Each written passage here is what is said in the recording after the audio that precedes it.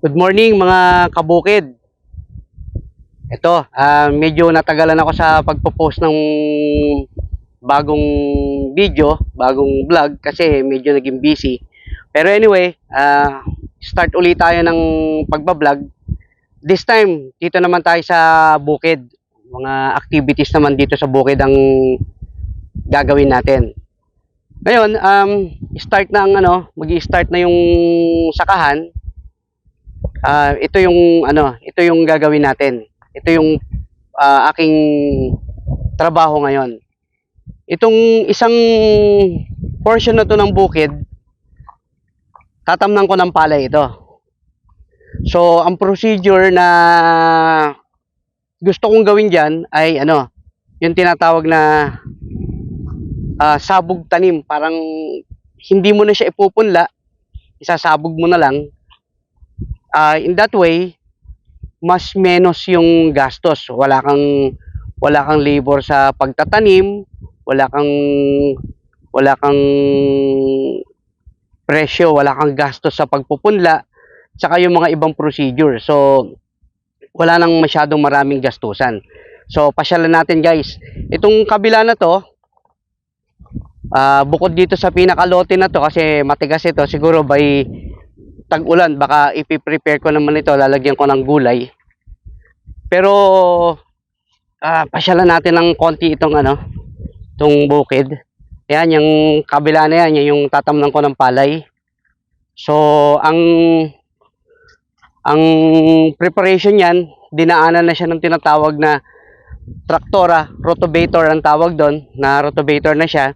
Tapos napasadahan na siya, unang pasada ng hand tractor. So binubulok yung tawag nito, binubulok na yung mga damo, and ang target namin by 3 days from now, isasabog na namin yung pinaka-tanim niya. Yan, ito siya.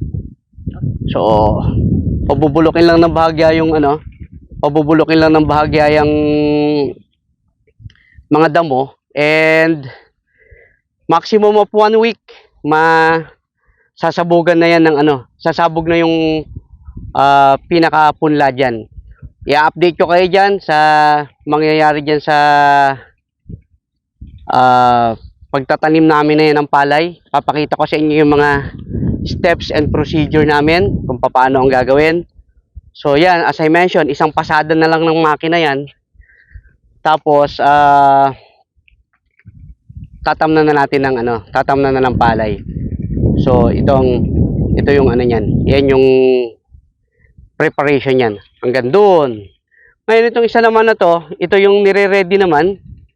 Right after nung sa palay, by next week, i-start din namang i-prepare ito. In fact, nag-i-start na sila dun sa may gawi doon. Meron ng nililinis na part diyan. Ang target naman dito, lalagyan ito ng lalagyan ng sibuyas, at saka yung portion na baka hindi magkasya yung punla namin sa sibuyas, yung ibang portion naman ay gagawin na kamatis naman yung ilalagay. Yan. So yan yung yan yung setup naman nitong part na to. Baka sakali, God willing,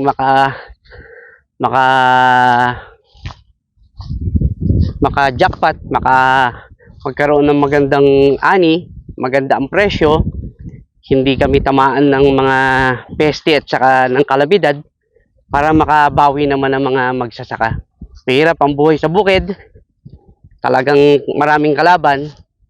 Tapos yung kalamidad, kalaban yan. Tapos yung mga pagtaas ng mga presyo ng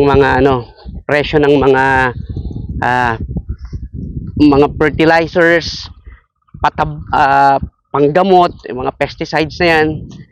Ayan. So ito, nung umpisa na nilang linisin, pag nalinis actually ito, yan, tinatabas nila mismo yung kung mapapansin mo yun, yung pinagputulan ng pala, yung pinaggapasan, yung pinag-anihan, nakatayo pa yung mga tira ng puno ng palay, kumbaga, dito pinuputol na yan. Nililinis na yan. Tapos, pagkaputol niyang mga yan, pag naputol na nila yan, aanuhin na nila yan. Susunugin yung mga dayami na yan, para nang sa ganon, malinis na malinis. Walang mga matitira na mga kalat-kalat yan, mga dayami na yan, yung mga pinagputulan ng ng palay, yung pinakapuno ng palay. So yan ang yan ang mangyayari dito. Yan. So yan. Yan. Medyo nag-umpisa ng luminis. Yan. Yan na siya. Ito, hindi pa nila natapos. Hanggang doon yan, sa may fish pan, lilinisin yan. Actually, meron pa doon sa likod ng fish pan, pero baka hindi na magkasya yung punla namin na sibuyas. Baka lalagyan na lang namin ng kamatis, yung portion na hindi malalagyan ng sibuyas. Yan. So yan ang yan ang setup. Ito yung ito yung tatamnan naman ng palay. Ayan.